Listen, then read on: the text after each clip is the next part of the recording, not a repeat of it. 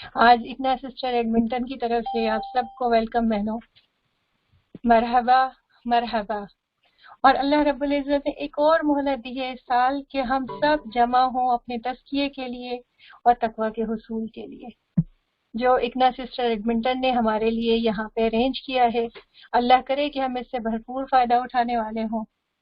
और जो आप देखेंगे कितने सारे लोग थे ना पिछले साल इस कोविड में, हम रोज़ाना सुनते थे कि आज इसकी जिंदगी की मोहलत खत्म हुई, आज उसकी जिंदगी की मोहलत खत्म हुई। कितने प्यारे थे जो पिछले साल हमारे साथ थे और इस साल हमारे साथ वो नहीं है। तो अब इस साल अल्लाह ताला ने मुझे और आपको एक और मौका दिया है ज्यादा से ज्यादा नेकियों को हासिल करने की और इस महीने की बरकतों को हासिल करने की पूरी पूरी कोशिश करेंगे। सिस्टर कुलसूम को दावत देती हूँ मैं कि वो आए और हम कलाम पाक की तिलावत से अपने प्रोग्राम का आगाज करते हैं। أعوذ بالله من الشيطان الرجيم بسم الله الرحمن الرحيم يا أيها الذين آمنوا كتب عليكم الصيام كما كتب على الذين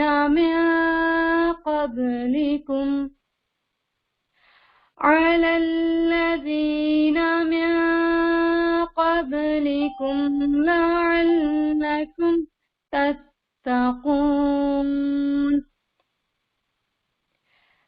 أياما معدودات فمن كان منكم مريضا أو على سفر فعدة من أيام أخر وعلى الذين يطيقونه فدية طعام مسكين فمن تطوع خيرا فهو خير له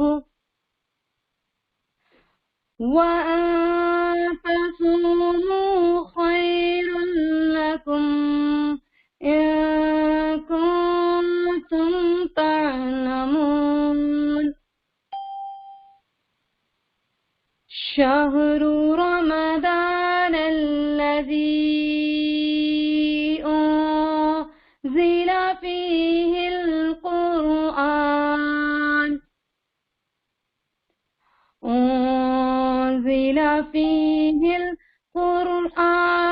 هدى للناس وبينات من الهدى والفرقان فمن شهد منكم الشهر فليصمه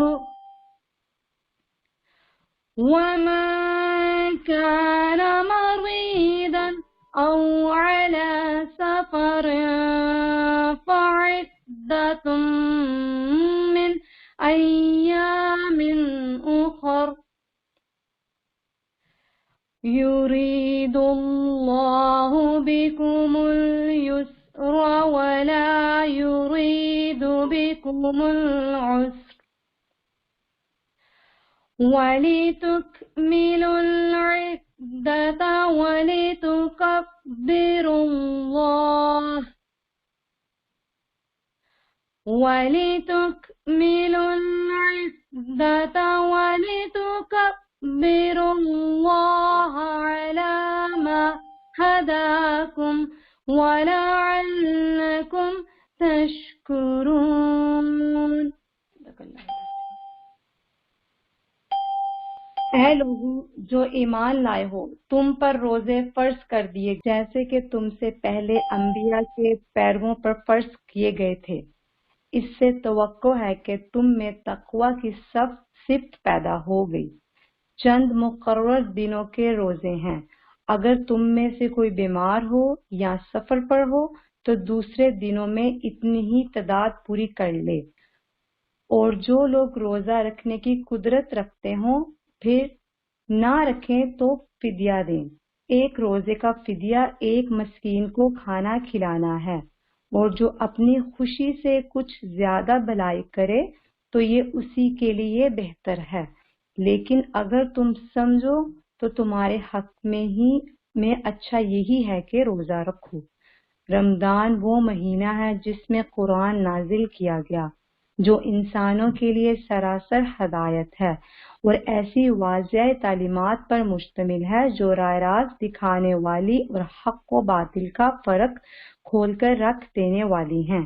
لہٰذا اب سے جو شخص اس مہینے کو پائے اس کو لازم ہے کہ اس کے پورے مہینے کے روزے رکھے، اور جو کوئی مریض ہو یا سفر پر ہو تو وہ دوسرے دنوں میں روزے کی تعداد پوری کرے۔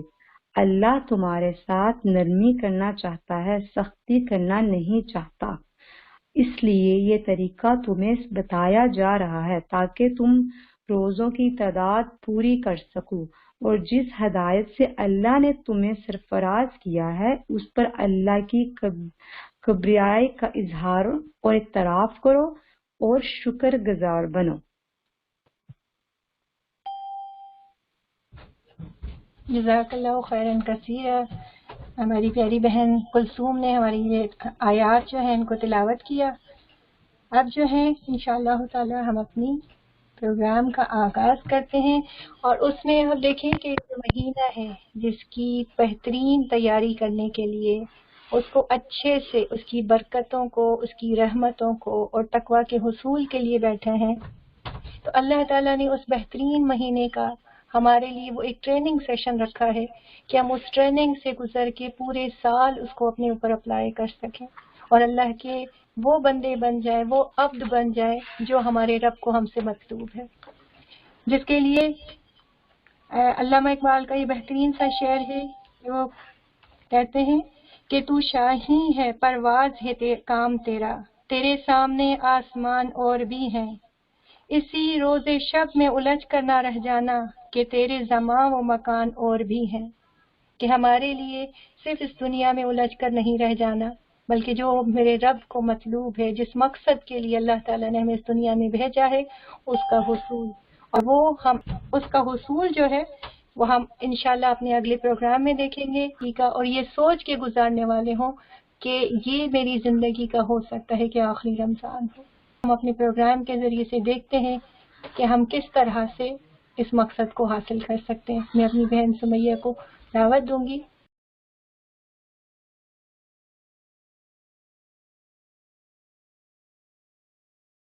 جی السلام علیکم ورحمۃ اللہ وبرکاتہ۔ اعوذ باللہ السمیع العلیم من الشیطان الرجیم من حمزہ ونفخہ ونفثہ ولا حول ولا قوة الا باللہ العلی العظیم۔ الحمد للہ رب العالمین والصلاة والسلام علیک علی اشرف الانبیاء والمرسلین واصحابہ واجمعین۔ اللہ سبحانہ و تعالی ہم سب جو یہاں پر موجود ہیں، ہم پر اپنی رحمتیں برکات نازل فرمائیں، ہم سب کو اپنے دین کے سپاہی بنائیں۔ اللہ سبحانہ و تعالی سب کو ہمیشہ ہنستا مسکراتا رکھیں۔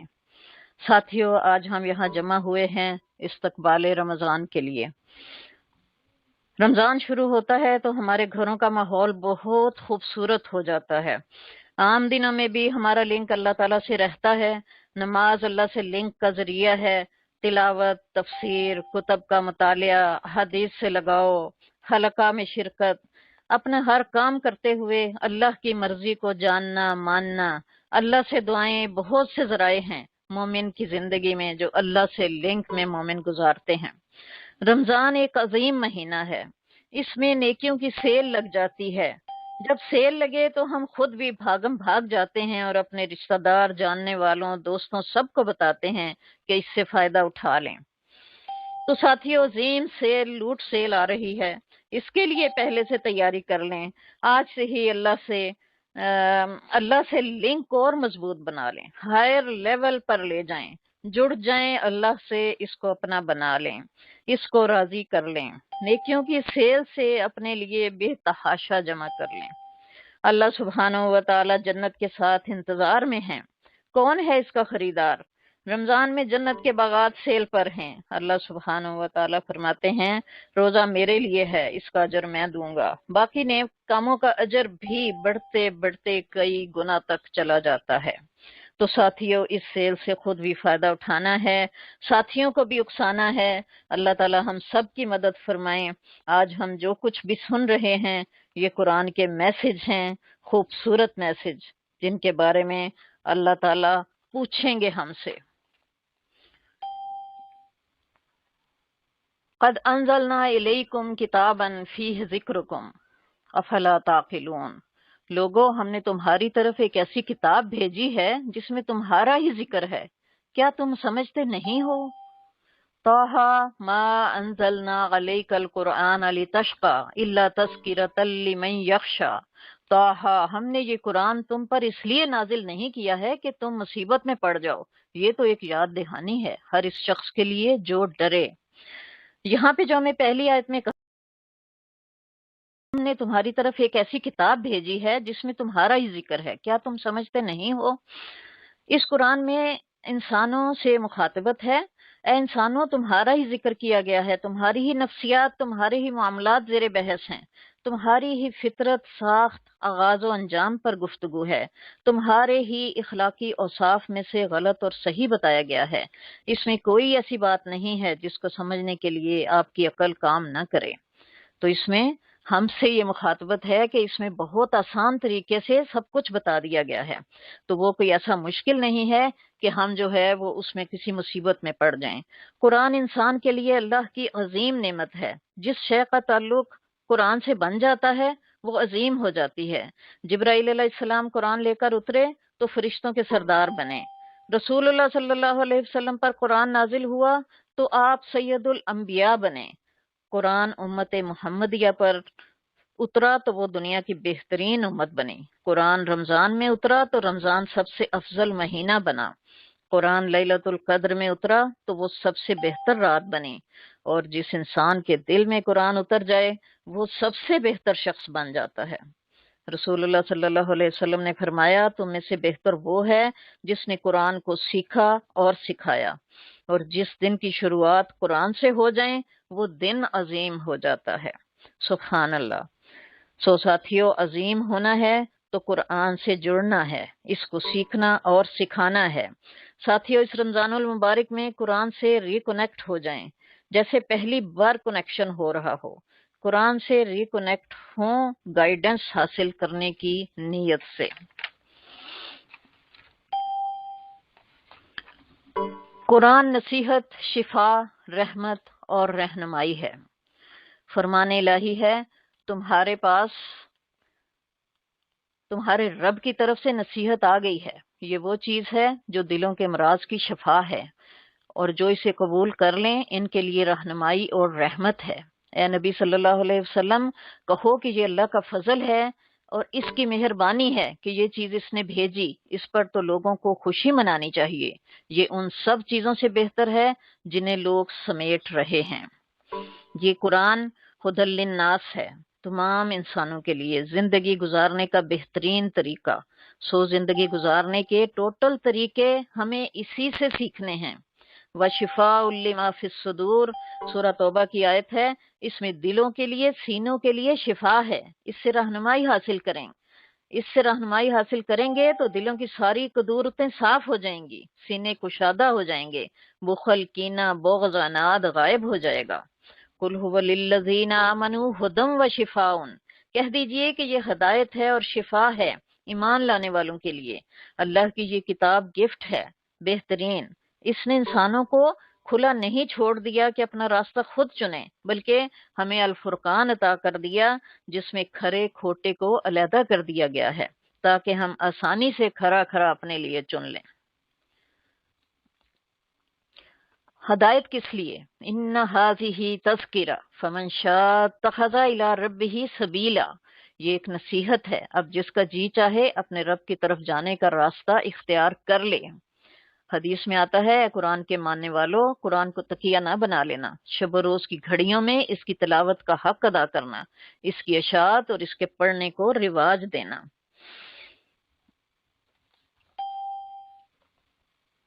یہ قرآن ایک ہدایت ہے، گائیڈنس ہے، بہترین زندگی اور آخرت کے لیے اس میں خیر ہی خیر ہے۔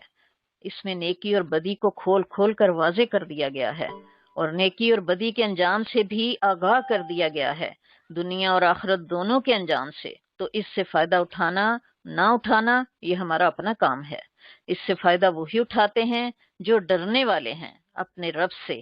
ساتھیو، اس کتاب کو کھولیں اور جاننے کی کوشش کریں، یہ عظیم کتاب ہم سے کیا چاہتی ہے، ہماری کامیابی، فلاح و بہتری کے کیا کیا گر اس میں پوشیدہ ہیں۔ یہدی بہ اللہ من اتبع رضوانہ سبل السلام ویخرجہم من الظلمات الی النور باذنہ ویہدیہم الی صراط مستقیم۔ تمہارے پاس اللہ کی طرف سے روشنی آ گئی ہے، اور ایک ایسی حق نما کتاب جس کے ذریعے سے اللہ تعالیٰ ان لوگوں کو جو اس کی رضا کے طالب ہیں سلامتی کے طریقے بتاتا ہے، اور اپنے اذن سے ان کو اندھیروں سے نکال کر اجالے کی طرف لاتا ہے، اور راہ راست کی طرف ان کی رہنمائی کرتا ہے، سلامتی کے راستے پر، روشنی کی طرف۔ ساتھیوں، اس کتاب سے رہنمائی حاصل کر کے ہمیں خود کو ضلالت، گمراہی، کفر و فسق کے اندھیروں سے نکالنا ہے، اپنے دلوں سینوں کو نور سے منور کرنا ہے، تاکہ یہی نور آخرت میں ہمیں راستہ دکھانے کا سبب بنے۔ قرآن سے تعلق اور عملی تقاضے۔ ہم سے قرآن کیا مطالبہ کرتا ہے؟ اذا تتلی علیہم آیات الرحمن خروا سجدا وبکیا۔ ان کا حال یہ تھا کہ جب رحمان کی آیات ان کو سنائی جاتی تو روتے ہوئے سجدے میں گر جاتے تھے۔ یعنی قرآن سے تعلق جو ہے اور اس کے عملی تقاضے کیا ہیں؟ وقت دینا، اطاعت کی نیت ہو، صرف عقیدت کے لیے نہ پڑھنا، کیفیات کو محسوس کرنا۔ قرآن کی کیفیت کو محسوس کرنا یہ قرآن کے تقاضے میں ہے۔ قرآن سے تعلق بڑھانا ہے، یہ آئیڈیا کبھی نہیں رہا کہ قرآن ختم کرو، بلکہ کوالٹی چاہیے۔ ہم اس سے کیا سبق حاصل کر رہے ہیں؟ کیا ہم جو پڑھ رہے ہیں اپنا عمل اس کے مطابق کر رہے ہیں؟ قرآن کی کوالٹیز کو اپنانا ہے ہمیں۔ کیا قرآن سنتے ہوئے کبھی ہمارا یہ حال ہوتا ہے کہ رب کی عظمت کے احساس سے ہم روتے ہوئے سجدے میں گر جائیں؟ اس سے اگر دلی تعلق پیدا کریں گے تو ہمارا رواں رواں اس تعلق کو ظاہر کرے گا۔ بارے میں بیان کرتے ہیں کہ انہوں نے کہا میں نے قرآن کی تلاوت کی لیکن اس میں مٹھاس نہ پائی، پھر میں نے اس کو پڑھا کہ جیسے رسول اللہ صلی اللہ علیہ وسلم اپنے صحابہ کو سنا رہے ہوں، پھر میں ایک قدم اور آگے بڑھا اور قرآن کو اس طرح پڑھا جیسے میں جبرائیل علیہ السلام سے سن رہا ہوں، جبکہ وہ اسے رسول اللہ صلی اللہ علیہ وسلم کو پہنچا رہے ہیں۔ پھر اللہ نے مجھے ایک اور قدم آگے بڑھایا، میں نے اس طرح تلاوت شروع کی کہ جیسے میں خود اسے بولنے والے سے سن رہا ہوں۔ تو یہ کیا حالات ہوتے ہیں؟ یہ ساری کیفیات ہمیں خود اپنے اندر پیدا کرنا ہوتی ہیں۔ ساتھیوں، جب بھی قرآن کو پڑھیں ایسے محسوس کریں کہ یہ ابھی سورہ نازل ہوئی ہے۔ ہر بار ہر آیت آپ کو نئی لگے گی، ہر بار ہر آیت اور ہر سورت آپ پر ایک نئے طریقے سے اثر انداز ہوگی۔ اس کو صرف پڑھیں ہی نہیں بلکہ جاننا ہے کہ اس کے اندر کیا ہے۔ جب ہم قرآن کو پڑھتے ہیں یہ ایک اوشن میں چھلانگ لگانے کے مترادف ہے۔ جب آپ اوشن میں چھلانگ لگاتے ہیں تو ایک ذرا سے حصے سے چند قطرے حاصل کرتے ہیں، پورا اوشن ایکسپلور کرنے والا پڑا رہ جاتا ہے۔ تو یہ قرآن کا بھی یہی حال ہے کہ ہم اس کو جب بھی پڑھتے ہیں نئی سے نئی چیزیں ہمارے اوپر جو ہیں وہ کھلتی چلی جاتی ہیں۔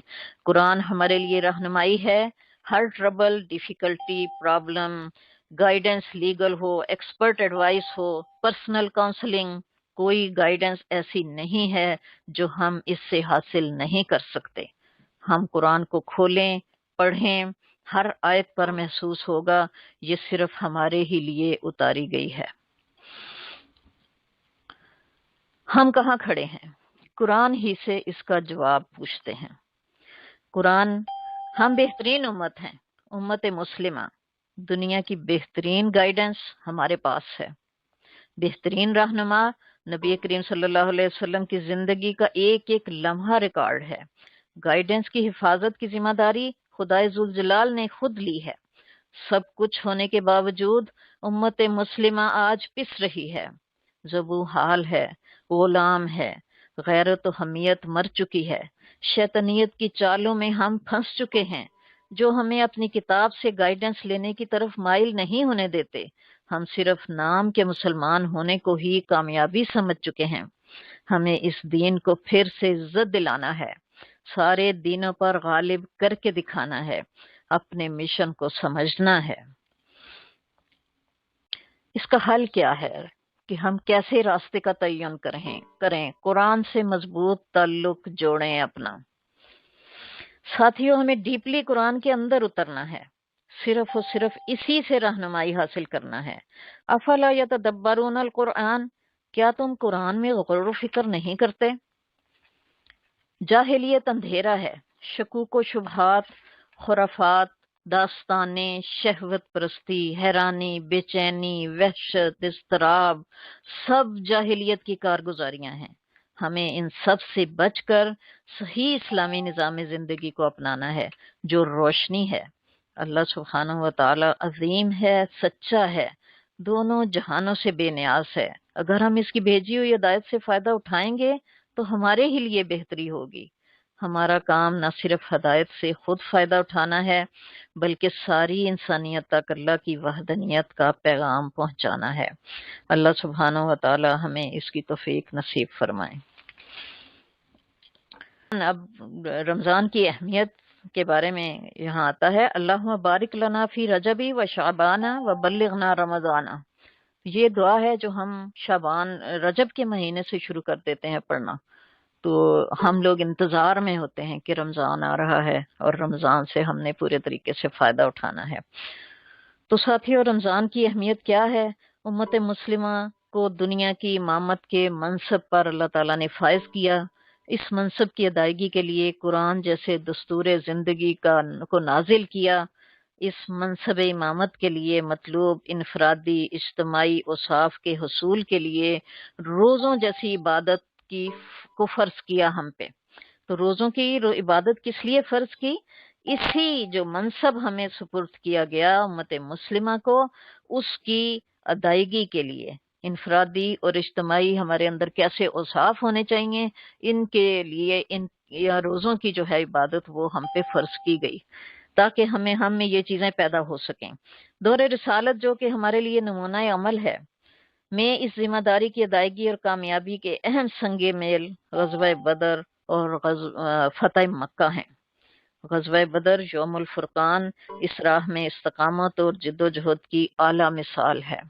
غزوہ بدر 17 رمضان المبارک 2 ہجری کو ہوئی، یعنی یہ پہلا غزوہ تھا جو نبی کریم صلی اللہ علیہ وآلہ وسلم کی زندگی میں وقوع پذیر ہوا۔ اس وقت مسلمانوں کی حالت بظاہر بہت ہی کمزور تھے۔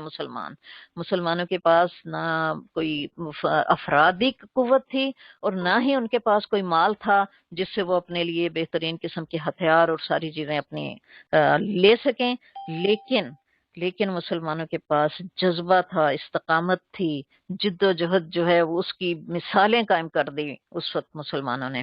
تو اللہ تعالیٰ نے رمضان کے مہینے میں ہی اس میں فتح نصیب فرمائی۔ اس کے 6 سال کے بعد 8 ہجری میں 20 رمضان المبارک فتح مکہ بھی ہو گیا۔ مکہ کو فتح کر لیا، وہ علاقہ جہاں سے مسلمانوں کو نبی کریم صلی اللہ علیہ وسلم کو نکالا گیا تھا۔ ان کے اوپر شدید قسم کے مظالم ڈھائے گئے تھے سارے مسلمانوں کے اوپر۔ تو یہ بھی پھر اللہ تعالیٰ نے ایک بہترین کامیابی مسلمانوں کو نصیب فرمائی۔ اس طرح کی یہ کامیابی تھی کہ اس کا کبھی آج تک جو ہے وہ اس کا کوئی ایسی کامیابی کر کے دکھا نہیں سکا، کوئی خون نہیں بہا، کوئی کچھ نہیں ہوا اس کامیابی میں۔ تو اللہ تعالیٰ نے جو ہے، اور جو کامیاب ہوئے وہ کس طریقے سے مکہ میں داخل ہوئے، وہ بھی ایک بہترین چیز تھی کہ سر ان کے جھکے ہوئے تھے اور وہ اللہ کے حضور جو ہے وہ عاجزی کا اظہار کرتے ہوئے مکہ میں فاتح کی طرف سے حاضر ہوئے۔ یہ رمضان ایک یادگار رمضان ہوگا. آن لائن ہزاروں لوگ اس فائدہ اٹھا رہے ہوں گے رمضان لیکچر سے. بہت سے لوگ اس پینڈیمک میں اللہ کو پیارے ہو گئے. اللہ سبحانہ و تعالی ہمیں اس وبا سے بچائے اور اس کا کیور عطا فرمائے. اس دور میں بہت سے لوگ اللہ سے کلوز بھی ہوئے. ہم اس رمضان میں وہ سب کچھ نہیں کر سکیں گے جو نارمل حالات میں کرتے رہے تھے، لیکن عبادات، تلاوت، ذکر، اذکار، قرآن میں تدبر، یہ ساری ایسی چیزیں ہیں جو ہم پہلے سے زیادہ ان حالات میں بہترین طریقے پر کر سکتے ہیں. لائٹ اپون لائٹ کیا ہے؟ Advance technology. ٹیکنالوجی میں ہم آج بہت ایڈوانس سٹیج پر ہیں. انسان گلوبلی ایک دوسرے سے کلوز ہو چکے ہیں. انسانیت کو اللہ کی رحمت کا درس دینا اور آسان ہو گیا ہے. ہمیں اللہ پر بھروسہ کرتے ہوئے چلتے چلے جانا ہے. اس میں اب ہمیں یہ دیکھنا ہے کہ ہم نے اپنے اندر، قرآن پاک ہمیں کیا کہتا ہے کہ ہم نے اپنے اندر کون کون سی چیزیں پیدا کرنی ہیں جس سے کہ ہم بہترین مسلمان بن سکتے ہیں اور اپنے جو ہمارا گول ہے اس کو ہم اچیو کر سکتے ہیں، ہم حاصل کر سکتے ہیں. اس میں سب سے پہلی جو چیز آ جاتی ہے وہ حب الہی ہے، یعنی ایمان باللہ، اللہ تعالیٰ سے محبت کرنا. اللہ تعالیٰ سے محبت سب سے پہلی چیز ہے جو ہمارے لیے بہت ضروری ہے. یہ نہیں ہوگی، ایمان باللہ نہیں ہوگا تو ہم جو بھی نیکیاں کرتے رہیں گے، نیک کام کرتے رہیں گے، وہ ہمارے لیے کوئی فائدہ اس کا نہیں ہوگا. وہ صرف دنیا میں ہی رہ جائیں گے اور آخرت میں اس سے ہم کچھ بھی حاصل نہیں کر سکیں گے. تو سب سے پہلی چیز جو ہے اللہ کا یقین، اللہ کی محبت، اللہ کے اوپر ایمان لانا جو ہے وہ ہمارے اندر سب سے پہلی چیز ہے جو پیدا ہونی چاہیے. ایمان باللہ، حب الہی، اطاعت رسول. پھر حب الہی کے بعد پھر اطاعت رسول ہے، رسول اکرم صلی اللہ علیہ وآلہ وسلم سے محبت کا اظہار. ان کی اطاعت نہیں کریں گے تو ہمیں کیسے پتہ چلے گا کہ ہم نے کیا کیا کچھ کرنا ہے.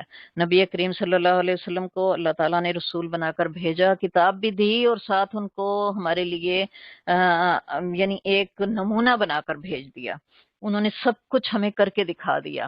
تو نبی کریم صلی اللہ علیہ وآلہ وسلم سے محبت یہ بھی ایک بہت بڑی چیز ہے جو ایک مسلمان کے لیے بہت ضروری ہے. اور نبی کریم صلی اللہ علیہ وسلم کی اطاعت کرنا. مخلوق خدا سے محبت اس کے بعد آ جاتی ہے کہ اللہ تعالیٰ کا یہ حکم ہے کہ جب ہمارے دل میں ایمان ہو اور ہم اپنے رسول کی اطاعت کر رہے ہوں تو نبی کریم صلی اللہ علیہ وآلہ وسلم ہم بہت ساری حدیث میں پڑھتے ہیں کس طرح سے وہ خدا کی مخلوق سے بھی محبت کرتے تھے. خدا کی مخلوق سے محبت کرنے کا یہ بھی ہے کہ اس کو ہم صرف دنیا میں ہی اس کو اچھے طریقے سے ساتھ ٹریٹ نہیں کریں، ہم چاہیں کہ قیامت میں بھی وہ ایک بہترین زندگی گزار سکیں. انفاق فی سبیل اللہ، تو یہ بھی ایک ضروری چیز ہے. ہم بہت دفعہ ہم اپنے پچھلی جو سورہ پڑھ کے آئے ہیں اس میں بھی اسی کا بہت زیادہ ذکر تھا. انفاق فی سبیل اللہ، سورہ الحدید میں بھی بہت ساری اس کے بارے میں آیات ہیں. تو یہ انفاق فی سبیل اللہ صرف ایک پیسہ خرچ کرنا نہیں ہے. اس کا مطلب ہے کہ وسائل، صلاحیتیں، زندگی جو ہے اپنی، یہ سارا کچھ ہم نے اللہ کے راستے میں لگا دینا ہے. قیام اللیل، راتوں کو جاگنا. کانوا قلیلا من اللیل ما یہجعون وبالاسحار هم یستغفرون وفی اموالہم حق للسائل والمحروم. تو قیام اللیل جو ہے وہ ہمارے لیے بہت ضروری ہے اللہ سے قریب ہونے کے لیے، اللہ کی محبت حاصل کرنے کے لیے. سلام پھیلاؤ، کھانا کھلاؤ اور رات کو نماز پڑھو. یہ حدیث ہے جب لوگ سوئے پڑے ہوئے ہوں سیدھے جنت میں داخل ہو جاؤ گے. تو سیدھے جنت میں داخل ہونے کے لیے کیا کیا چیزیں بتائی گئی ہمیں؟ سلام پھیلاؤ، کھانا کھلاؤ اور رات کو نماز پڑھو جب لوگ سوئے پڑے ہوں گے. یعنی اس میں یہی چیزیں آ جاتی ہیں کہ جو ہے مخلوق خدا سے محبت کرو، سلام پھیلاؤ اور کھانا کھلاؤ، اور پھر رات کی جو ہے تہجد کی نماز کی اہمیت اس میں بتائی گئی ہے. تو جو لوگ یہ کریں گے وہ سیدھے جنت میں داخل ہو جائیں گے.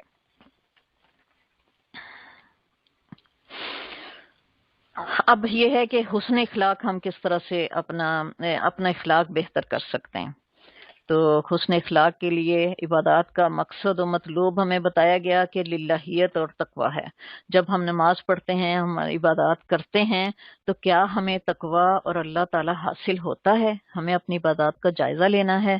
ہم جب بھی نماز پڑھتے ہیں یا ہم قرآن پاک پڑھتے ہیں یا ہم کوئی اور عبادت کرتے ہیں، اللہ تعالیٰ کا ذکر کرتے ہیں، تو کیا اللہ سے محبت ہمارے دلوں میں پیدا ہو جاتی ہے؟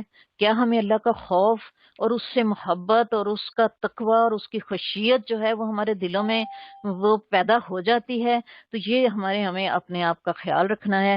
للہیت اور تقوی جب پیدا ہو جائے گا تو پھر اس کا لازمی ثمر ہوگا کہ بہترین اخلاق انسان کے اندر پیدا ہو جائیں گے۔ دعوت اللہ اور بندوں کے دل جیتنے کا کام حسن اخلاق کے بغیر ممکن نہیں ہے۔ تو ہمیں اپنے اخلاق کو بہترین بنانا ہے۔ اور حسن اخلاق کیا ہے، اس کے بارے میں حسن بصری رحمت اللہ علیہ کہتے ہیں کہ چہرہ کی بشاشت یعنی ہنستا مسکراتا چہرہ، فیاضی سے مال خرچ کرنا یعنی اپنے مال میں سے دوسروں کا حصہ نکالنا، کسی کو اور خوشی سے خرچ کرنا، کسی کو ایذا پہنچانے سے اپنے آپ کو روک لینا، یہ ساری چیزیں جو ہیں وہ ہمیں اپنے اندر پیدا کرنی ہیں۔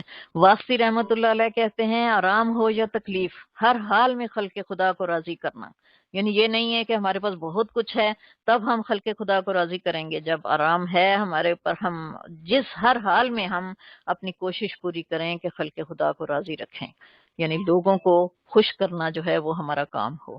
سہل تستری رحمت اللہ علیہ کہتے ہیں سب سے ادنا درجہ ہے تحمل کرنا، بدلہ نہ لینا، ظلم کرنے والے پر رحم کرنا اور اس پر شفقت کرنا۔ یہ کتنے بڑے درجات ہیں۔ تحمل کرنا، تحمل بہت زیادہ ضروری ہوتا ہے، اپنے گھروں میں بھی اور باہر بھی، اپنے ساتھیوں میں بھی، دوستوں میں بھی، اپنے ہمسایوں میں بھی، ہر جگہ پہ ہمیں تحمل سے کام لینا ہے اور بدلہ نہ لینا۔ بدلہ نہ لینا بھی نبی کریم صلی اللہ علیہ وآلہ وسلم کو مکہ میں کیا سکھایا گیا تھا؟ اتنی تکلیفیں، اتنا کچھ مصیبتیں، مشکلات آئی ہوئی تھیں، لیکن بدلہ لینے کی اجازت نہیں تھی، یہ ان کو تیار کیا جا رہا تھا۔ تو ہم بھی آج اپنی تیاری کے مرحلے میں ہیں، تو ہمیں بھی ایسی چیزیں اپنے اندر پیدا کرنی ہیں۔ ظلم کرنے والے پر رحم کرنا اور اس پر شفقت کرنا، ظلم کرنے والے کو بدلہ نہیں اس سے لینا بلکہ اس پر رحم کریں گے تو ہمارے اور زیادہ قریب آئے گا۔ بعض لوگ کہتے ہیں لوگوں کے قریب ہو کر رہنا اور جو معاملات ان کے درمیان ہیں ان سے اجنبی بننا۔ تو یہ ساری چیزیں جو ہے نا، ہم نے جیسے بڈی سسٹم بھی بنایا ہے اپنا، تو بڈی سسٹم کے لیے بھی یہ ساری چیزیں بہت ضروری ہیں۔ اس میں یہ خاص چیز ہے جو آخر میں نے پڑھی ہے کہ لوگوں کے قریب ہو کر رہنا اور جو معاملات ان کے درمیان ہیں ان سے اجنبی بننا، یعنی قریب تو رہنا ہے ہمیں لیکن ان کے اندر نہیں گھسنا کہ ان کے جو ایسے معاملات ہیں جن تک ہمیں نہیں پہنچنا چاہیے ہم وہاں بھی پہنچے اور ایسے حالات کو خراب کرنے کا باعث بنے۔ تو یہ چیزیں جو ہیں وہ ہمیں حسن اخلاق کے لیے اپنے اندر پیدا کرنی ہیں۔ دعوت اور اخلاق حسنہ کا تعلق کیا ہے؟ اس کے بارے میں نبی کریم صلی اللہ علیہ وآلہ وسلم کی ہدایات کیا ہیں؟ اس میں سورہ مدثر کی آیات ہیں، یا ایھا المدثر قم فانذر وربک فکبر وثیابک فطہر والرجز فہجر ولا تمنن تستکثر ولربک فاصبر۔ اے اوڑھ لپیٹ کر سونے والے، اٹھو اور خبردار کرو، اپنے رب کی بڑائی کا اعلان کرو، اپنے کپڑے پاک رکھو، گندگی سے دور رہو، زیادہ حاصل کرنے کے لیے احسان نہ کرو، اپنے رب کی خاطر صبر کرو۔ تو یہاں پہ ہمیں کہا گیا کہ کچھ سستی کا جو ہے، سستی کے طریقے جو ہیں وہ ہمیں آپ چھوڑنے ہیں۔ اگر ہم نے اس دین کو پہنچانے کی ذمہ داری لی ہے تو ہمیں سست ہو کے نہیں بیٹھ جانا، اٹھنا ہے اور خبردار کرنا ہے، اپنے رب کی بڑائی کا اعلان کرنا ہے، اور اپنی سب سے زیادہ جس کی اہمیت ہے کہ صفائی کا خیال سب سے پہلے اللہ تعالیٰ نے فرمایا کہ اپنے کپڑے پاک رکھو، گندگی سے دور رہو، اور احسان کرو۔ ایسا احسان نہ کرو جو زیادہ حاصل کرنے کے لیے تم کرو کہ میں کسی پہ احسان کروں تو وہ مجھے اس سے زیادہ بڑھ کے دے گا، یہ سوچ نہیں ہونی چاہیے، اور صبر کرنا ہے۔ پھر آگے فرمایا خذ العفو وامر بالعرف واعرض عن الجاہلین، معاف کرو، نیکی کا حکم دو اور جاہلوں سے دور رہو۔ پھر سورہ لقمان میں فرمایا گیا یا بنی اقم الصلاۃ وامر بالمعروف وانہی عن المنکر واصبر علی ما اصابک ان ذلک من عزم الامور ولا تصعر خدک للناس ولا تمشی فی الارض مرحا ان اللہ لا يحب كل مختال فخور واقصد فی مشیک واغضض من صوتک ان انکر الاصوات لصوت الحمیر۔ بیٹا حضرت لقمان علیہ السلام اپنے بیٹے سے فرماتے ہیں بیٹا نماز قائم کرو، نیکی کا حکم دو، بدی سے روکو، جو مصیبت بھی پڑے اس پر صبر کرو۔ یہ وہ باتیں ہیں جن کی بڑی تاکید کی گئی ہے۔ لوگوں سے منہ پھیر کر بات نہ کرو، زمین میں اکڑ کر نہ چلو، اللہ کسی خود پسند اور فخر جتانے والے کو پسند نہیں کرتا۔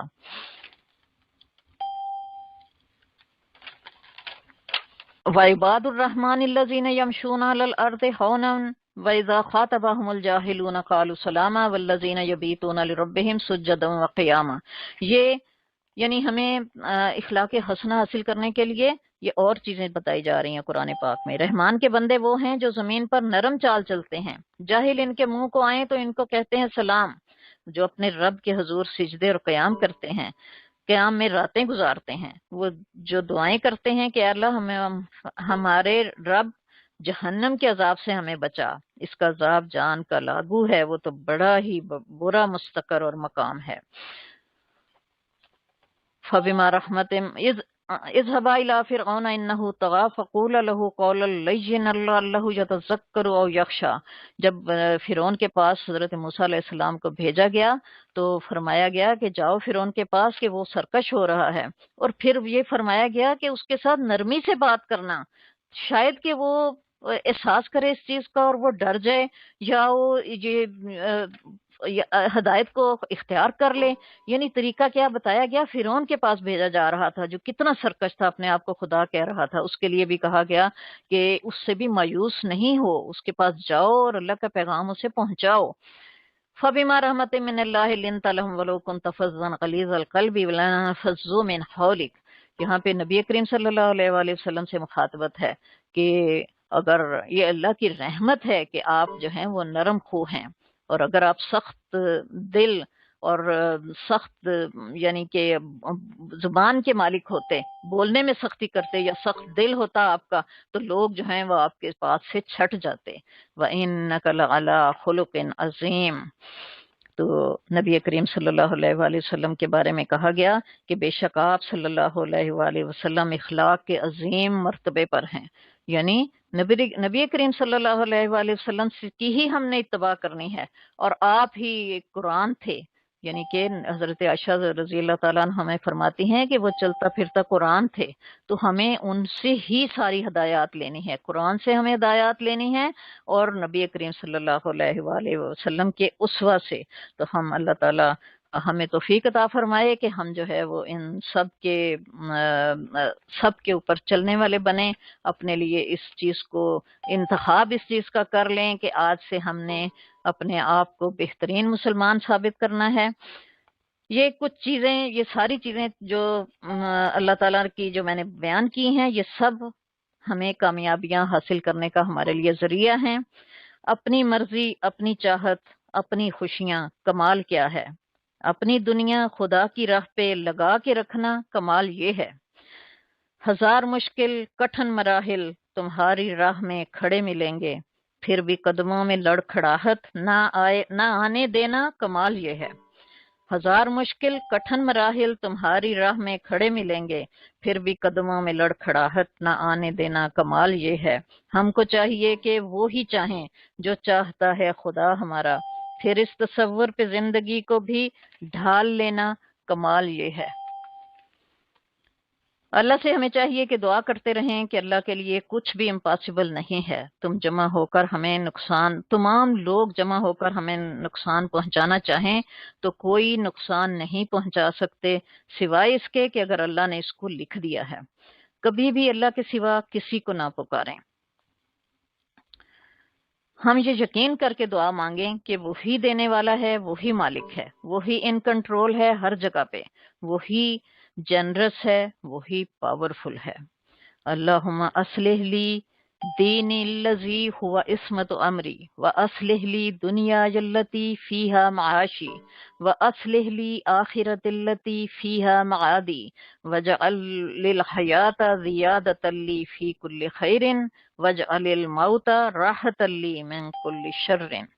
صدق اللہ مولانا العظیم وصدق رسولہ النبی الکریم ونحن علی ذلک لمن الشاہدین والشاکرین والحمد للہ رب العالمین۔ ٹھیک ہے، اعوذ باللہ من الشیطان الرجیم، بسم اللہ الرحمن الرحیم، رب اشرح لی صدری ویسر لی امری واحلل عقدۃ من لسانی یفقہوا قولی، سبحان اللہ وبحمدہ، سبحان اللہ العظیم، سبحان اللہ وبحمدہ، عدد خلقہ ورضا نفسہ وزنۃ عرشہ ومداد کلماتہ، اللہم صلی علی محمد وعلی آل محمد وبارک وسلم۔ السلام علیکم ورحمۃ اللہ وبرکاتہ۔ پیاری ساتھیوں، امید ہے کہ انشاءاللہ ابھی جو ہم نے اتنا پیارا بیان سنا اپنی بہن سمیہ صوفی کا، اور پھر ہم نے ایک اسکرپٹ بھی سنا، تو اس سے انشاءاللہ آپ لوگوں کو خوب موٹیویشن ملی ہوگی، اور مجھے یہ بھی بہت خوشی ہے الحمدللہ کہ آج یہاں وہ تمام بہنیں موجود ہیں جو اپنے دل کے مہمان کے استقبال کی تیاریوں کی ٹپس لینے کے لیے یہاں جمع ہوئی ہیں، اور اس سے ان کا شوق اور ان کے شوق کا اظہار ہو رہا ہے، رمضان اپنے مہمان کے انتظار کا شوق نظر آ رہا ہے آپ لوگوں کی تعداد کو دیکھ کر، کیونکہ یہ ہم سب کے دل کا مہمان ہے نا۔ اور دیکھیے جب کوئی مہمان ہمارے گھر آتا ہے تو ہم کتنی تیاریاں کرتے ہیں نا، ہمیں اگر پہلے سے پتہ چل جائے کہ ہمارا مہمان آنے والا ہے تو ہم اس کے لیے کیسی تیاریاں کرتے ہیں، اور پھر یہ مہمان جو رب کائنات کی طرف سے ہے، جو ہمارے خالق اور مالک کی طرف سے ہے، جو ہمارے ذی اقتدار بادشاہ کی طرف سے ہے، اور وہ بھی پھر وہ دل کا مہمان، یعنی ایک تو وہ ہمارے بادشاہ کی طرف سے اور پھر وہ ہمارے دل کا بھی مہمان ہے نا، تو پھر تو تیاریاں بھی زور شور سے ہوتی ہیں، ہے نا۔ تو اس کے لیے آج ہم سب یہاں جمع ہوئے ہیں اور ہمیں اپنے مہمان کا انتظار ہے، اور جب ہمارا مہمان آتا ہے تو ہم کیا کرتے ہیں، ایک ہمارے گھر میں کوئی مہمان آتا ہے اور یہ ہمارے دل کا مہمان ہے، تو ہم دیکھتے ہیں کہ ہم گھر کے مہمان کے لیے کیا تیاری کرتے ہیں اور ہمیں اپنے دل کے مہمان کے لیے کیا تیاری کرنی ہے نا۔ ہمارا جب کوئی مہمان گھر میں آتا ہے تو ہم کیا کرتے ہیں کہ سب سے پہلے ہمیں اپنے گھر کی صفائی ستھرائی کی فکر ہوتی ہے نا، جالے جھاڑتے ہیں، گرد و غبار صاف کرتے ہیں، اور یہ ہمارے دل کا مہمان ہے تو پھر ہمیں دل کی صفائی کرنی ہے نا۔ اور پھر کیا ہے، ہم دل کی صفائی کیسے کریں گے، ہم ایمان کی جھاڑن لیں گے، پھر اپنے دل سے ساری بدگمانی، بے یقینی، شکوک و شبہات، مایوسی، بغض، کینہ، یہ سب جھاڑ کے اس کو صاف ستھرا کر لیں گے، ہے نا۔ پھر کیا کریں گے پھر ہم گرد و غبار، بغض و کینہ کے گرد و غبار جھاڑیں گے، ہے نا۔ پھر ہم نے کر لی، سمجھے کہ ہماری کچھ تیاری ہو گئی مکمل۔ پھر کیا ہوتا ہے، جب ہم گھر کی صفائی پہ توجہ دے لیتے ہیں تو پھر ایسا مہمان جو ہمارے پاس رکنے کے لیے آ رہا ہے نا، 1 مہینے کے لیے ٹھہرنا بھی ہے اسے، پھر ہم کیا کرتے ہیں، پھر ہم مہمان کے بستر کا انتظام کرتے ہیں، اس کے کو پاک صاف، بے داغ، بے شکن، آرام دہ، نرم گرم بناتے ہیں، اور یہ ہمارا مہمان، یہ تو رائل گیسٹ ہے نا ہمارا، یہ تو ہمارے بادشاہ کی طرف سے آ رہا ہے۔ اس کے لیے ہمیں کیا کرنا ہے، ہمیں اپنے دل کی زمین سے نفرت اور عداوت، بدگمانی اور حسد کے کانٹے صاف کرنے۔ کس لیے؟ تاکہ ہمارا مہمان بے آرام نہ ہو، ہمارے طنز و تان اور تشنوں کے تیر اور نوکیں اس کے نہ چبھیں، ہے نا، اس کو ہمارے دل کی زمین پر آرام ملے۔ پھر ہم کیا کرتے ہیں، جب اپنے گھر کے مہمان کے لیے ہم کیا کرتے ہیں، اس کے کمرے میں، اس کے واش روم میں ہم کیا کرتے ہیں، صفائی کا انتظام چیک کرتے ہیں، خوشبو کا اسپرے کرتے ہیں۔ تو ہمیں اس دل کے مہمان کے لیے کیا کرنا ہے کہ اپنے دل سے گناہ کے تاریک اندھیروں کو ایمان کے نور سے منور کرنا ہے نا، اور پھر نیکی کی خوشبو پھیلانی ہے، نیکیوں کا زبردست اسپرے کرنا ہے اس کے لیے۔ اور پھر کیا ہے کہ اب ہمارا خانہ دل ہمارے مہمان کے لیے تیار ہے۔ سمجھیے کہ جب آپ نے یہ سب کچھ کر لیا تو اب مہمان کے لیے کمرہ تیار ہے، گھر تیار ہے، دیدہ و دل فرش راہ ہے نا. پھر کیا ہے کہ ہم اس کو اتنا خوش کر کے بھیجیں گے، اس کی ایسی مہمان نوازی کریں گے کہ جب وہ اپنے بھیجنے والے کے پاس خوش خوش پلٹے نا تو ہمارے بارے میں اتنی پیاری رپورٹ دے، اتنی اچھی رپورٹ دے کہ نہ صرف ہماری بخشش کروا کر رہے بلکہ جب ہم اس کے بھیجنے والے کے پاس پہنچیں تو بھیجنے والا بھی ہماری اسی طرح مہمان نوازی کرے. ہم اپنے مرحومین کے لیے دعا کرتے ہیں نا کہ اللہ تعالیٰ ان کی بہترین مہمان نوازی کرے، تو پھر ہم بھی اللہ کے مہمان کی ایسی ہی مہمان نوازی کریں انشاءاللہ. پھر انشاءاللہ ہم دیکھیں گے کہ یہ جو مہمان آ رہا ہے نا یہ تو خالی ہاتھ بھی نہیں آ رہا، یہ اس کائنات کے بادشاہ کی طرف سے ہمارے لیے تحفے لے کر آ رہا ہے، لدا پھندا آ رہا ہے تحفوں سے، جو پوری کائنات کا بادشاہ ہے، جس کے قبضے میں کل کائنات کے خزانے ہیں، جس کے پاس کسی چیز کی کمی نہیں. وہ ہمارے پاس خوب سارے تحفے بھیج رہا ہے اور یہ اس کی محبت کی نشانی ہے کہ وہ ہمارے لیے اپنے پاس سے تحفے بھیج رہا ہے. اور پھر یہ ہمارا وہ ہے کہ ہم بھی پھر تحفے دینے سے دیکھیے محبت بڑھتی ہے نا، جب ہم اس کے تحفے لیں تو پھر ہم اس کی محبت بھی اپنے دل میں پیدا کریں.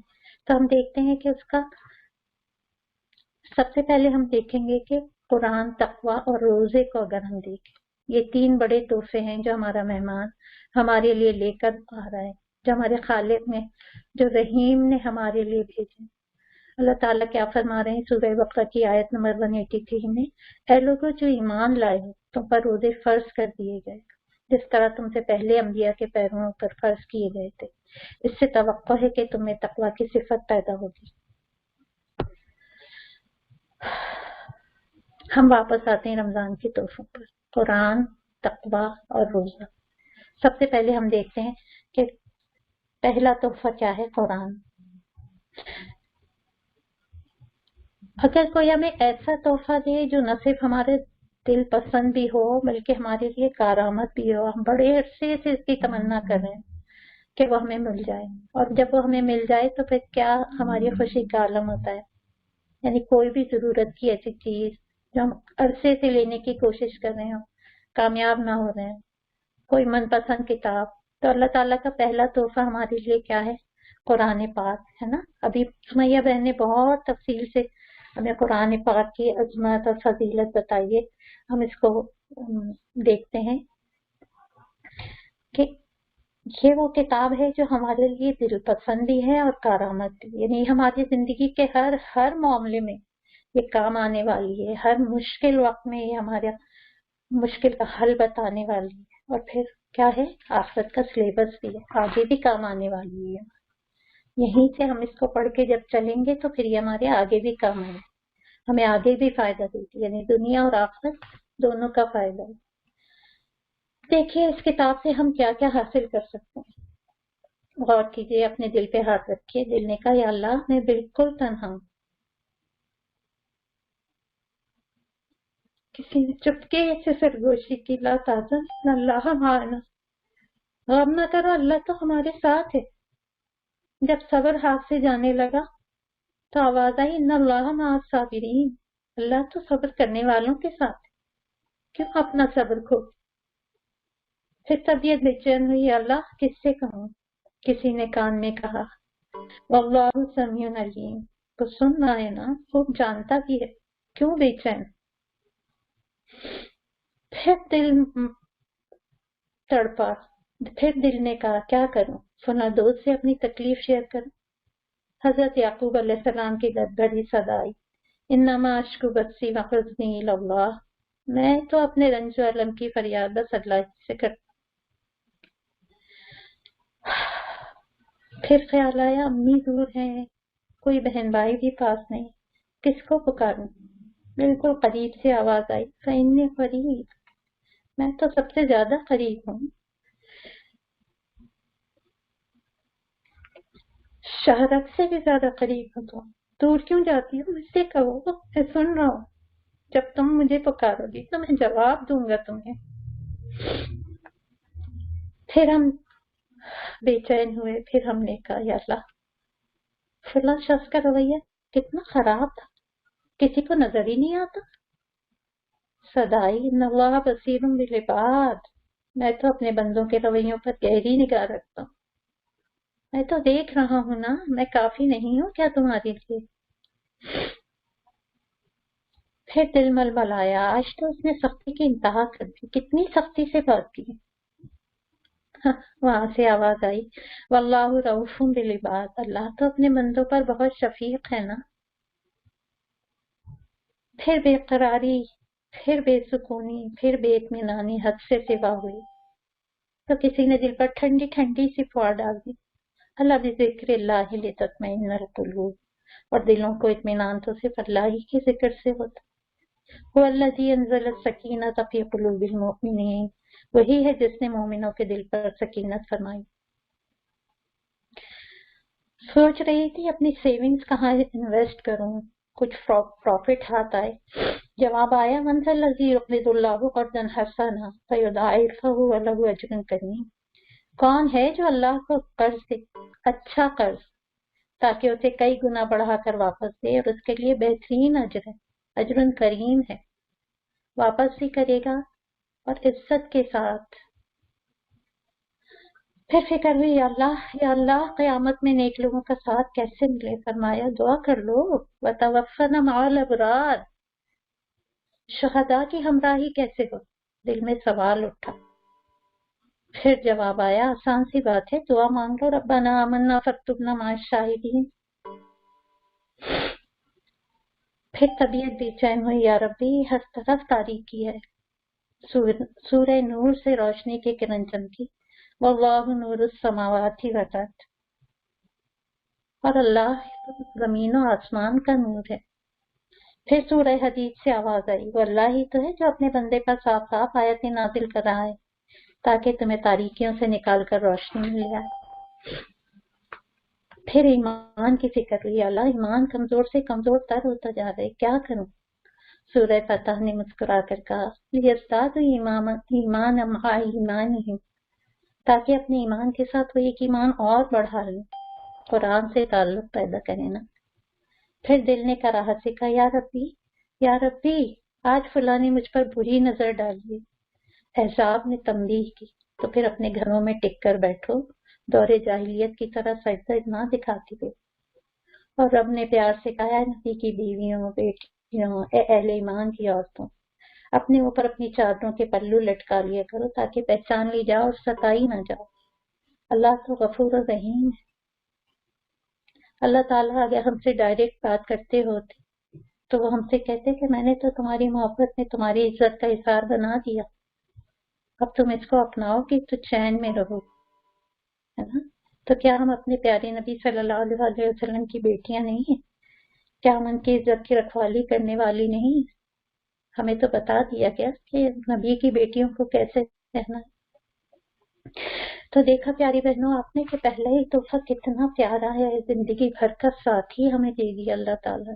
हर बात का, हर तड़प का हमारी जवाब है इसके अंदर। बात यह है कि हम इसका साथ अपनाएं। अब हमें इसको हमेशा इंशाल्लाह अपने साथ साथ रखना है, इस कुरान को, इसका साथ नहीं छोड़ना। रमजान के बाद भी इंशाल्लाह अब दौरे कुरान भी हमें पूरा अटेंड करना है, और रमजान के बाद भी इसका साथ अपने साथ रखना है। बहुत बड़ा तोहफा है ये रब का। फिर दूसरा तोहफा अल्लाह ताला ने हमें क्या दिया? रोजा। उसको अरबी में हम सौम कहते हैं, और उसका मतलब होता है रुक जाना, है ना? तो किससे रुक जाना? यानी कुछ हलाल चीजों से, खाने पीने से, और अज़वाजी ताल्लुक से, और तमाम रूहानी बुराइयों से रुक जाना, बदज़बानी, झूठ, बेइज्जत, बदअखलाक़ी, गुस्सा।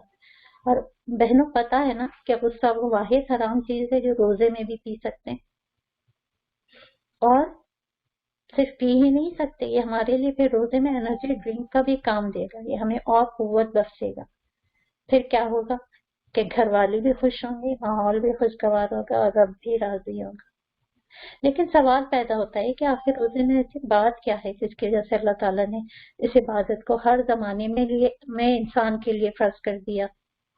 तो दरअसल इस्लाम का असल मकसद जो है वो इंसान की पूरी जिंदगी को अल्लाह की इबादत बना देना है। اور نماز روزہ یہ تمام عبادتیں ہمیں اسی بڑی عبادت کے لیے تیار کرتی ہیں. اسی لیے کہتے ہیں کہ تاکہ اس لیے تیار کرتی ہیں. اگر آپ سلائڈ چینج کرتی جائیں. سمینہ یہ ابھی میں اسی سلائڈ کے اس کے بارے میں بات کر رہی ہوں، پھر انشاءاللہ آگے جب وہ ہوگا تو میں چینج کروں گی. ابھی ہم روزے کے بارے میں بات کر رہے ہیں نا، اور پھر اجتماعیت ان چیزوں کے بارے میں تھوڑی تھوڑی بات کر کے پھر ہم انشاءاللہ چینج کریں گے. اور ہمیں کس لیے بڑی عبادت کے لیے تیار کرتی ہیں؟ تاکہ ہماری تربیت کر کے ہماری پوری زندگی اللہ کی عبادت بنا دیں. تو آپ دیکھیے کہ مومن ہمیشہ 2 روزوں سے ہوتا ہے، ایک رمضان کے روزے اور ایک پوری زندگی کا روزہ. رمضان کے روزے کیا ہے؟ رمضان کے روزے تو صرف 30 دن کے ہوتے ہیں، ہے نا، اس میں ہمیں حلال چیزوں سے روکا جاتا ہے. اور پوری زندگی کا روزہ کیا ہے کہ اس میں ہماری ہر تمام حلال چیزیں ہمارے لیے حلال ہوتی ہیں، ہمیں اجازت ہوتی ہے اور صرف حرام سے بچنا. تو یہ روزہ کتنا آسان ہے. ہم کیوں نہیں رہتے ساری زندگی؟ رک جانا ہے نا روزے کا مطلب. تو ہم پوری زندگی کے لیے کیوں نہیں رک جاتے؟ ہمیں اس غور کرنا پڑے گا کہ ہم جیسے حج کے بعد ہم لوگ وہ کرتے ہیں نا، سوچتے ہیں کہ سارے گناہ معاف ہو گئے، اللہ تعالیٰ نے بالکل معصوم اور پاک کر دیا. روزے کے لیے بھی ہمیں اسی طرح سوچنا چاہیے کہ اللہ تعالیٰ نے ہمارے بہت سارے گناہ جھاڑ دیے، اور اب ہمیں روزے کے بعد ہی روزے کی حالت میں اپنے آپ کو محسوس کرنا ہے. جب بھی کسی بدگوئی پہ، جب بھی کسی غیبت پہ، کسی بد اخلاقی پہ ہماری زبان کھلنے لگے تو ہمیں یہی سوچنا چاہیے کہ نہیں، اللہ نے تو مجھے رکنے کا حکم دیا، اللہ نے تو مجھے روزے کا حکم دیا، میں تو روزے سے ہوں، ہے نا. یہ ہمیں رمضان کے بعد بھی ہمیں اپنا یہی رویہ اختیار کرنا ہے. پھر ہم دیکھتے ہیں کہ اس میں ہمیں اجتماعیت نظر آتی ہے. روزے کے اندر ہمیں اجتماعیت نظر آتی ہے کہ اللہ تعالیٰ نے کیا کیا کہ اس کو سب کو ایک ساتھ مل کر روزہ رکھنے کا حکم دے دیا.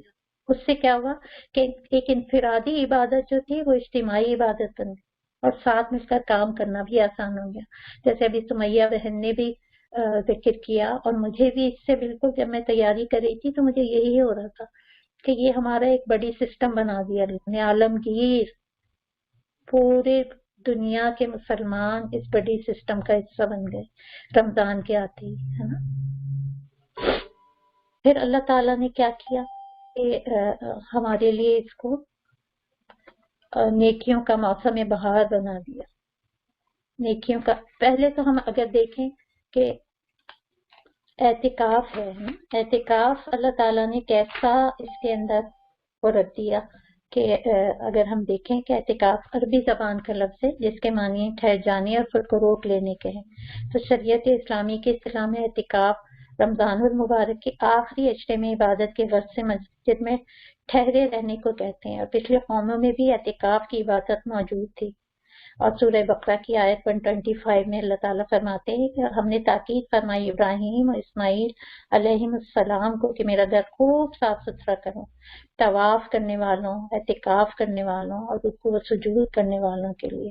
تو اس سے ہمیں یہی پتہ چلا کہ پچھلے قوموں میں بھی اللہ تعالیٰ نے اعتکاف کا طریقہ رکھا تھا رمضان میں.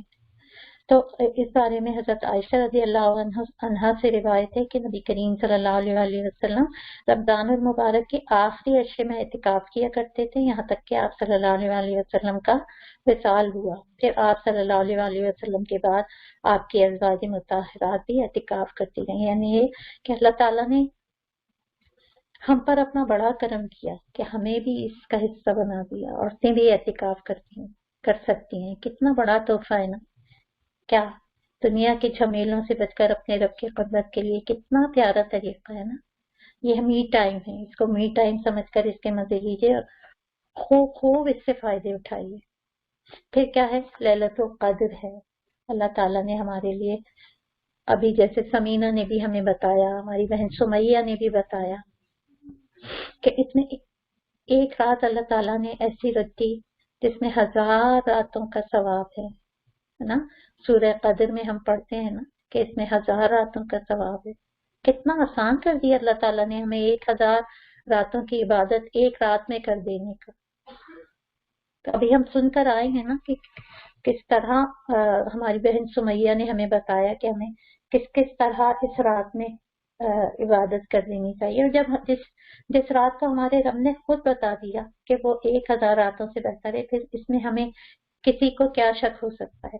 हमें तो बस, और ये अल्लाह ताला का कितना अजीम तोहफा है ना जो हमारी तरफ भेजा गया है, कितना प्यारा तोहफा है। इससे भी हमें भरपूर फायदा उठाना है, कसरत से नवाफिल अदा करनी है, इस्तग़फ़ार पढ़ने हैं, इसके एक एक लम्हे से हमें फायदा उठाना है।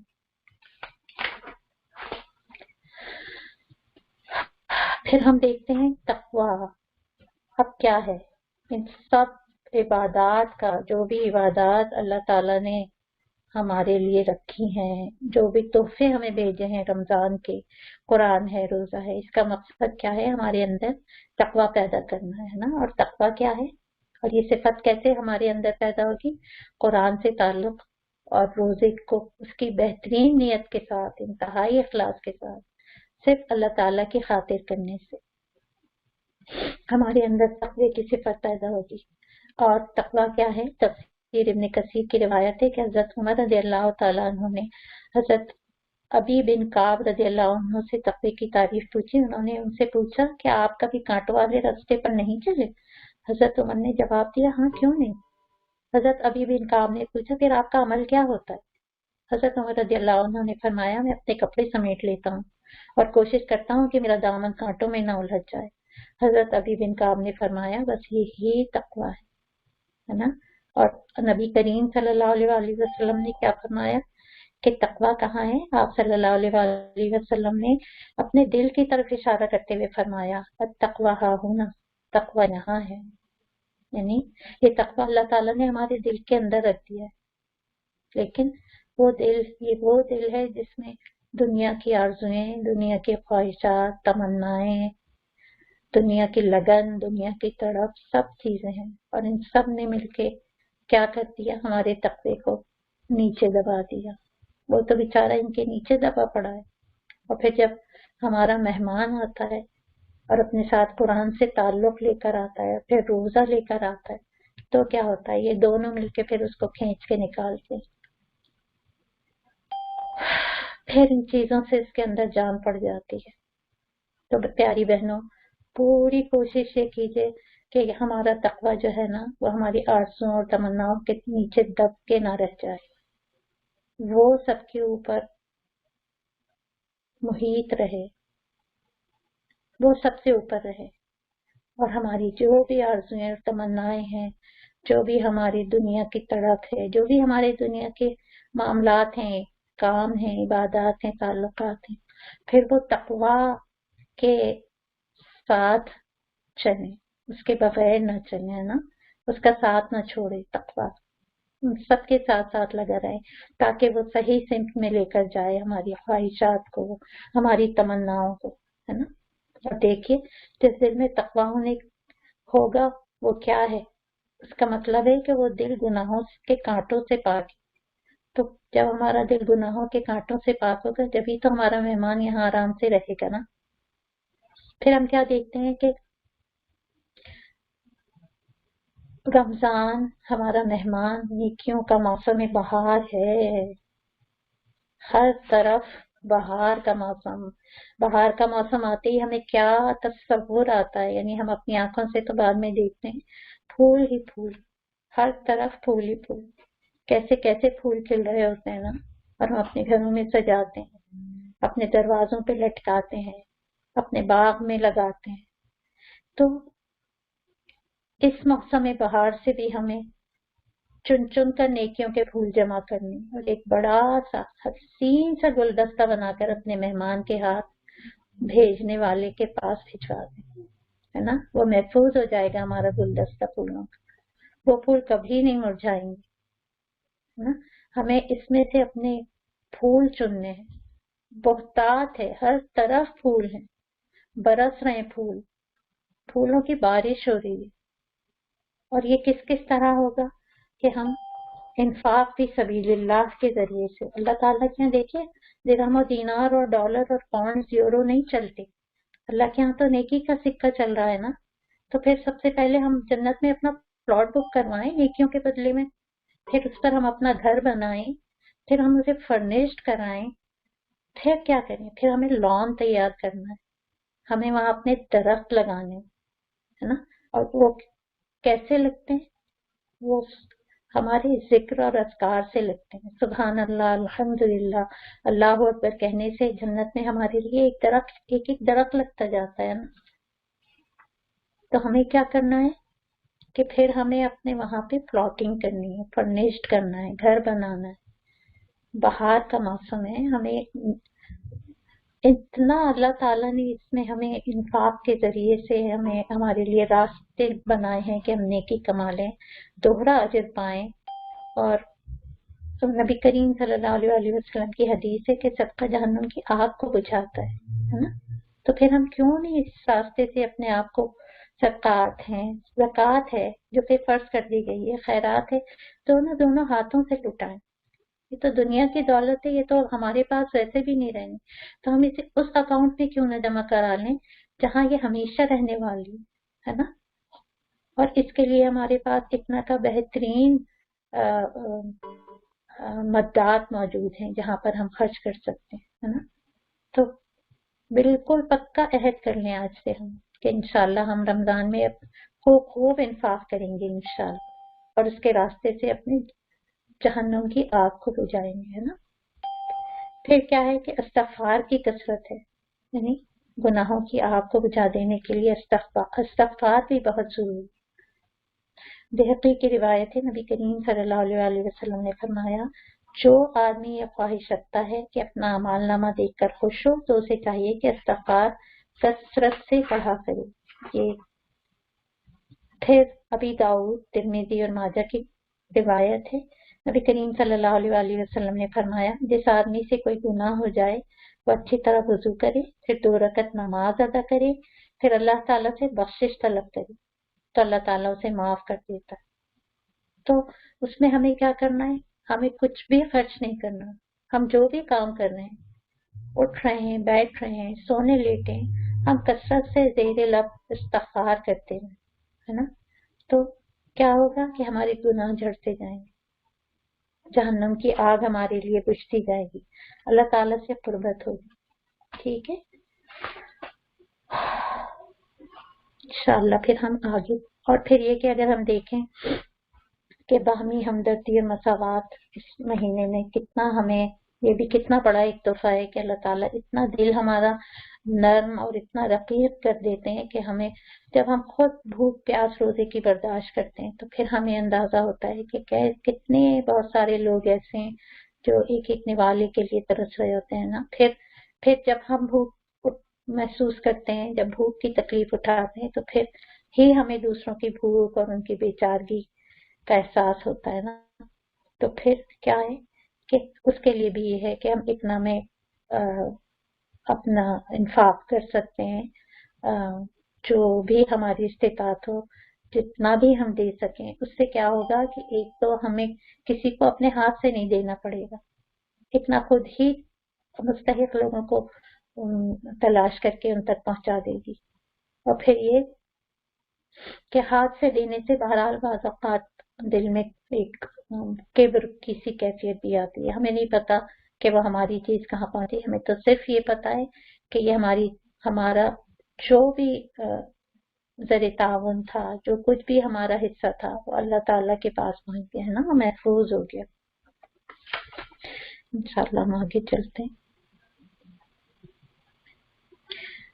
हमने देखा जैसे हम पीछे पढ़ के आए हैं कि इन सब ये जो कुछ भी था, इंफाक था या कसरत इस्तिग़फ़ार था, रोजे हैं, कुरान है, ये सब क्या है, ये हमारा अंदर तक़वे की सिफत पैदा करने के लिए है। कि अल्लाह ताला ने फरमा दिया ना कि कुरान तो हिदायत है मुत्तक़ियों के लिए, यानी शर्त लगाई है अल्लाह ताला ने कि जो मुत्तक़ी होगा, जो अल्लाह से डर के इस किताब को उठाएगा, बस वही इससे राह हिदायत पाएगा। और फिर क्या होगा कि लअल्लकुम तत्तक़ून, के रोजे से हमारे अंदर तक़वा होगा, है ना।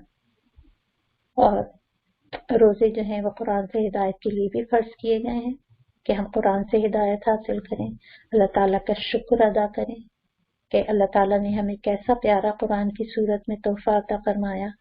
یہ ایک چھوٹا سا اس کا شکر ادا کرنے کا طریقہ ہے کہ ہم تھوڑی سی بھوک پیاس کی تکلیف برداشت کریں. اور پھر کیا ہے کہ یہ روزہ جو ہے یہ ایک مخفی عبادت ہے نا. یعنی یہ ساری عبادات ہم جو دیکھتے ہیں وہ اللہ تعالیٰ نے ظاہری ہیں، وہ ظاہر میں سب کو نظر آ رہی ہوتی ہیں اور ظاہر ہو جاتی ہیں. نماز ہے، حج ہے، اس میں ایک مخصوص لباس ہے، سفر کر کے جاتے ہیں احرام پہن کر. لیکن یہ عبادت ایسی ہے جس کا معاملہ صرف اللہ اور اس کے بندے کے درمیان ہے. تو اس کے نتیجے میں کیا ہوتا ہے کہ ایمان کی مضبوطی پیدا ہوتی. جب انسان سخت بھوک اور پیاس میں کچھ نہیں کھاتا پیتا، صرف یہ سوچ کر کے اللہ تو دیکھ رہا ہے، اس کو پتا ہوتا ہے نا کہ وہ ساری دنیا سے چھپ سکتا ہے، اللہ تعالیٰ سے چھپ نہیں سکتا. تو پھر یہی چیز اس کو ایمان کی مضبوطی کا اس کے ذریعہ بنتی ہے. تو یہی چیز اس کو ہر برائی سے بچنے پر آمادہ کرتی ہے. اچھا، اب ہم دیکھتے ہیں کہ اللہ تعالیٰ نے ہمیں رمضان کی فضیلت حدیث کی روشنی میں ہم دیکھتے ہیں کہ کیا بتائیے.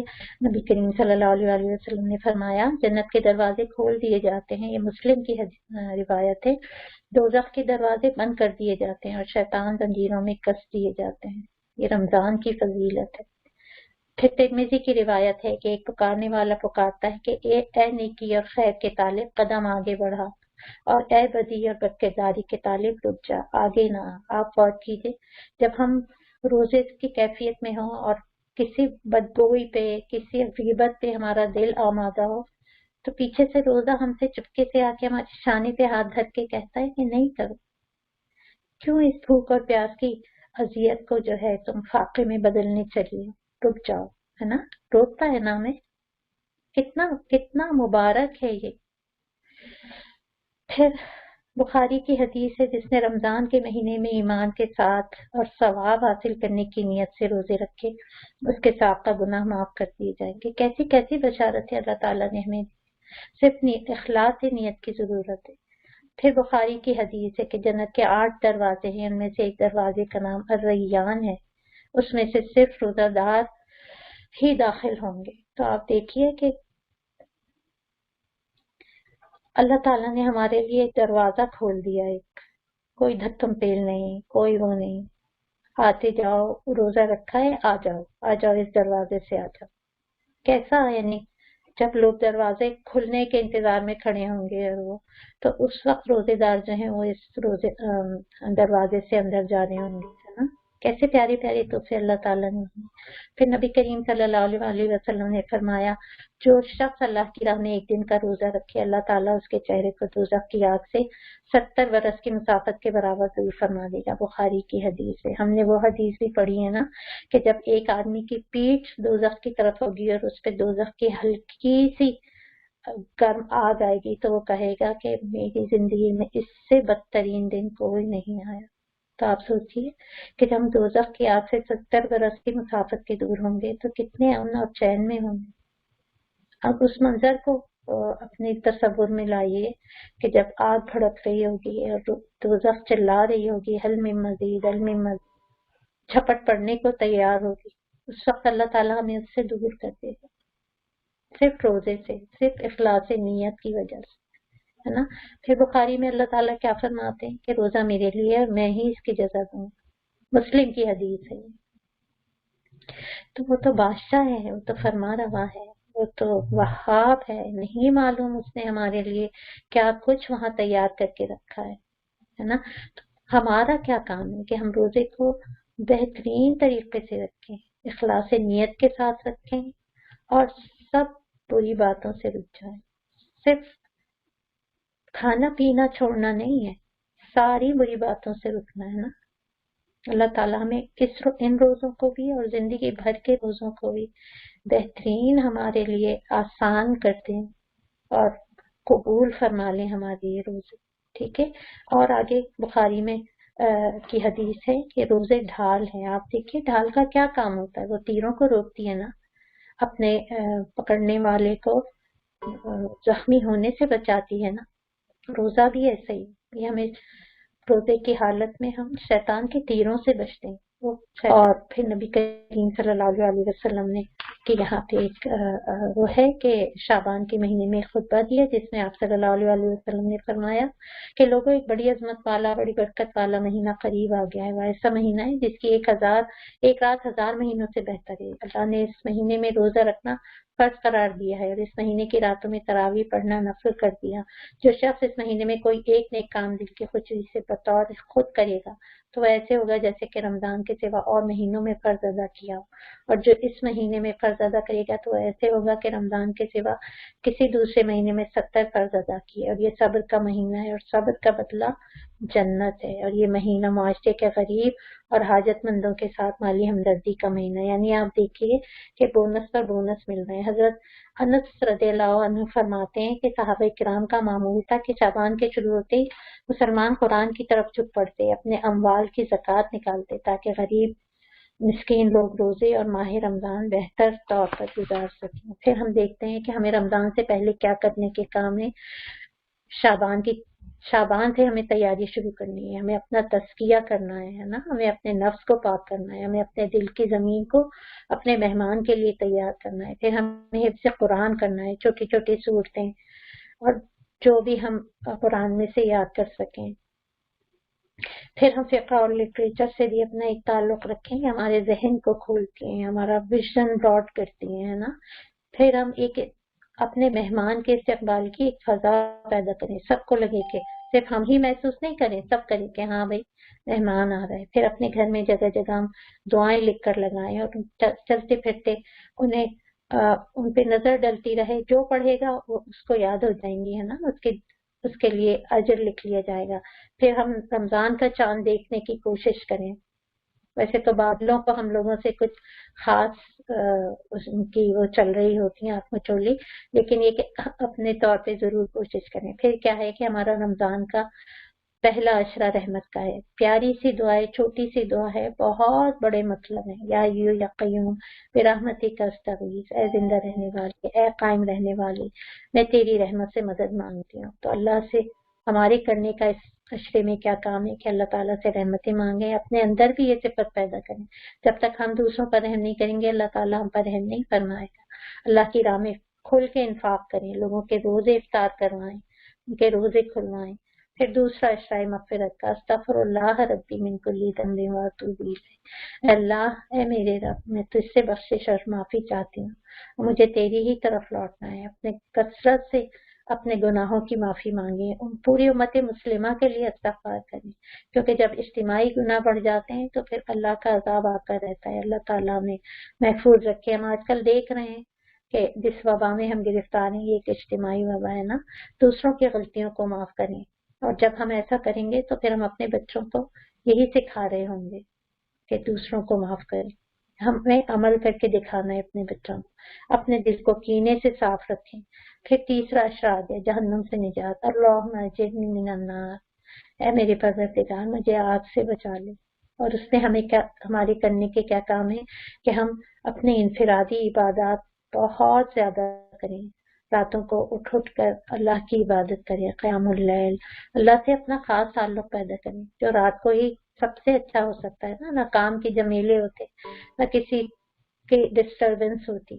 پھر اعتکاف ہے، پھر دعائیں ہیں، کثرت سے دعائیں کریں، دعائیں یاد کریں اور ان کو زبان سے ورد کریں ان کا. اور پھر کیا ہے کہ ہم دیکھیں کہ ہماری زندگی میں رمضان کا ایک دن ہم اللہ سے دعا کریں. ابھی رمضان ہم سے فاصلے پر ہے نا، ہم اللہ سے دعا کریں اللہم بلغنا رمضان، یا اللہ ہمیں رمضان تک پہنچا دیجئے، یہ رمضان بھی ہمارا مقدر کر دیجئے. تو اس میں کیا ہے کہ ہم اپنے رمضان کا ایک دن دیکھیں کہ فجر سے عشاء تک ہماری کیا معمولات ہونی چاہیے، کہ کم از کم سحری سے پہلے تہجد کی 2 نفلیں پڑھ لیں، اور کم وقت ہو تو صرف سجدے میں سر رکھ کے اللہ سے دعائیں کر لیں. سحری ضرور کریں، اس میں اللہ نے برکت رکھی ہے، اور یہی ہمارے یہود کے درمیان روزوں کا فرق ہے. اور سحری بناتے ہوئے بھی ہم جو ہے دعائیں پڑھتے رہیں زیر لب، یا قرآن کی تلاوت لگا لیں.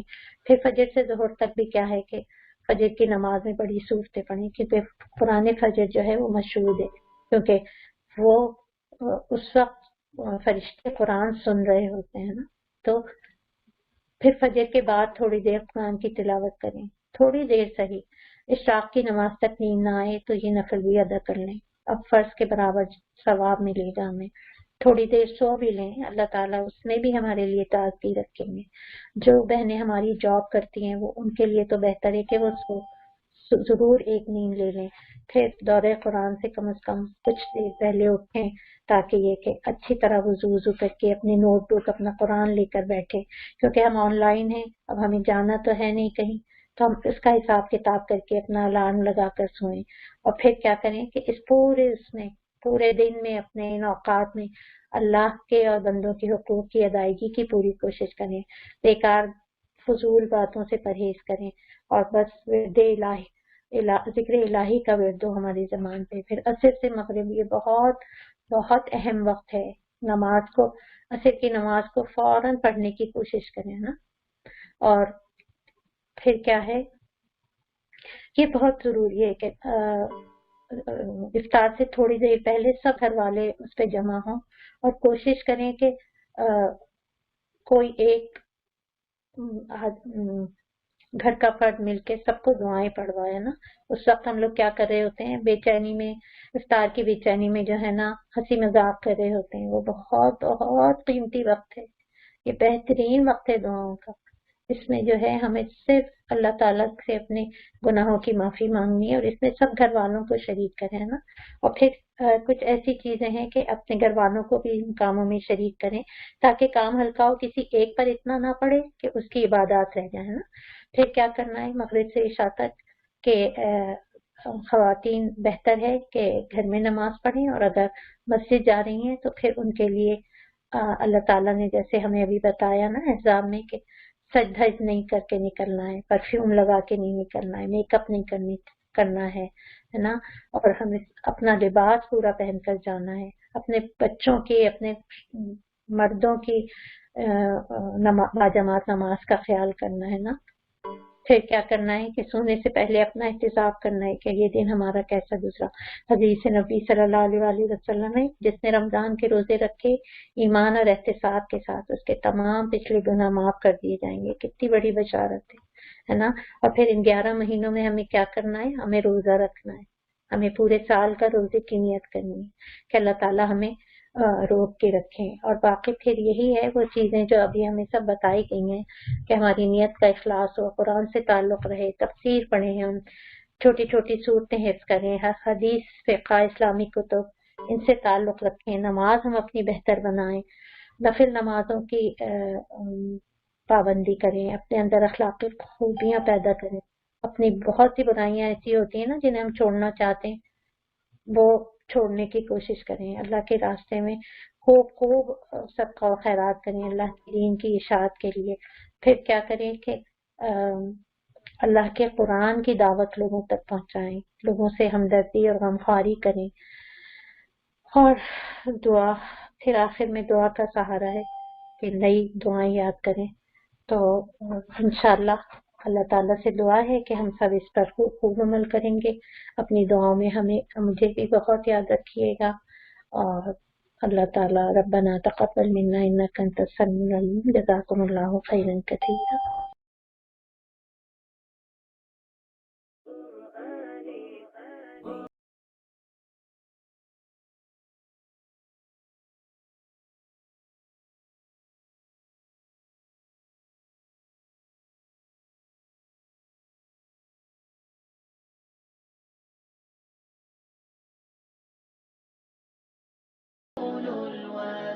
في صدري أحضنه أرضا وسماء، يا ربي قد نلت منايا، وبختم كتابك أرقى، وبختم كتابك أرقى.